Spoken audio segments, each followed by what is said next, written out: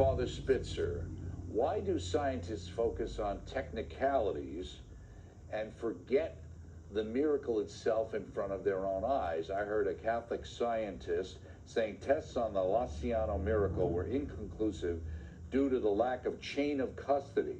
Does not the fact that the heart tissue itself is so well preserved all these years prove that a miracle took place? This is Andy. Well, Andy, it is the job of a scientist to try and give a naturalistic explanation wherever one can be found. Now, in order to do that, they have a method called reductionism. But part of, a reductionistic method is to make sure that every single dimension that, would affect a determination of whether natural causation is present or not should be considered.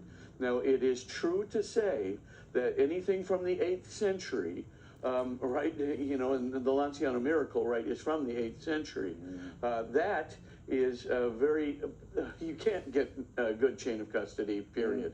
And it's certainly, it's just the fact. And so he's saying this, and so he says, yes, there are questions that could surround chain of custody, and we have to acknowledge that. We can't glaze over that. Could there have been some kind of a problem? Now, as you already say, Andy, there's something very interesting about, the flesh that's growing out of the host, and we need, Eduardo Linoli in Italy, Dr. Eduardo Linoli did a very fine job in the scientific investigation of that miracle. However, there are many things because of not just the chain of custody issues, but because of the age of the sample, et cetera, where people could say, I've got my doubts. So, because I'm just not sure that, I could say that this thing has been rigorously affirmed in test conditions, which is what a scientist wants to do.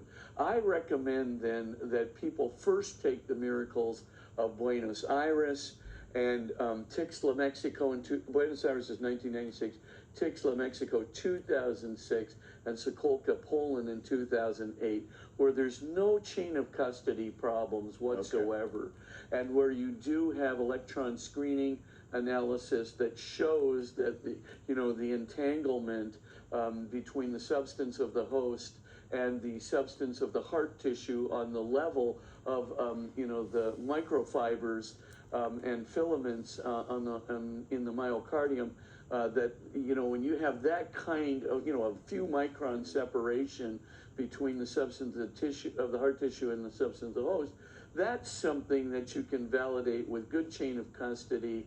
That is something that really is telling. Then you look at the Tixla miracle, where you can still see fresh blood exuding from the center of the Tixla host, and you can actually validate that. And by the way, Dr. Ricardo Castañon Gomez did such a great job of actually getting the 13 laboratories for the examination of the different aspects of the host lined up so quickly that we don't have a chain of custody problem.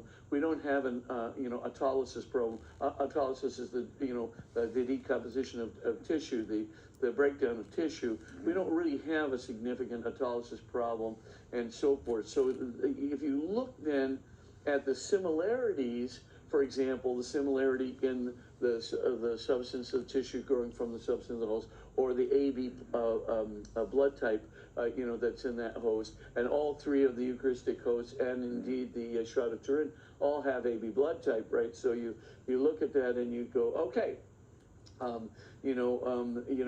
that host from Lanciano, it looks very, very similar to these other hosts where there's not a chain of custody problem, where you have immediate laboratory conditions almost that have been imposed, where you have great people like Dr. Frederick Zugabe, whose credentials are really unblemished in any way. A very right man. So all of these things are kind of put into place. Dr. Elizaveta Lotkovska and Dr. Solkowski there in Poland, who did the electron screening, two different vantage points. They did their testing independently of one another and came up with the same conclusions. And by the way, they identified all three of them in separate tests where there's no possibility of collusion. They identified that the tissue was alive because you had leukocytes. So basically, you have living white blood cells, living macrophages that are actually, engulfing lipids in the tissue there and in the blood. It's pretty clear, that the tissue is alive, that the blood is coming from living tissue, even when it's completely disconnected from a human circulatory and embodied circulatory system. And so when you look at all those things in the hosts which don't have a chain of custody problem, and then you begin to see similarities between those host and the Lanciano host, I think it's pretty clear that the Lanciano host is a very authentic host. But you can't glaze over a chain of custody problem. If it exists, it has to be admitted. And if somebody's got a problem with it as a natural scientist, you have to allow him that privilege. Although we can sort of look at it from the eyes of faith and say, oh yeah, I really think this is so similar to the other three hosts from Buenos Aires, Tixla, and Zacolca that, basically I think it's of a similar nature, similar blood type, similar kinds of tissue. It is, by the way, all in the four hosts, right? By the way, the Lanciano host does have striated tissue there, similar to heart tissue, and that heart tissue from the upper left ventricle there is validated in all three of the more recent Eucharistic miracles, 1996 in Buenos Aires and 2006 Tixla, and 2008 Zacolca. So I think it's a reasonable conclusion to make.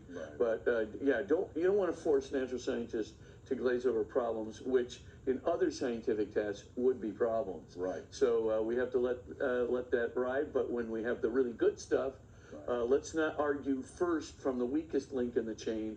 Let's look at the three strong links in the chain, and then go back to the weaker link in the chain, and then look at the similarities and make an implicit deduction from like all things that relate to God. Faith has to play a part. Faith plays a part, an unquestionable and necessary part. Absolutely. Absolutely. Next up, dear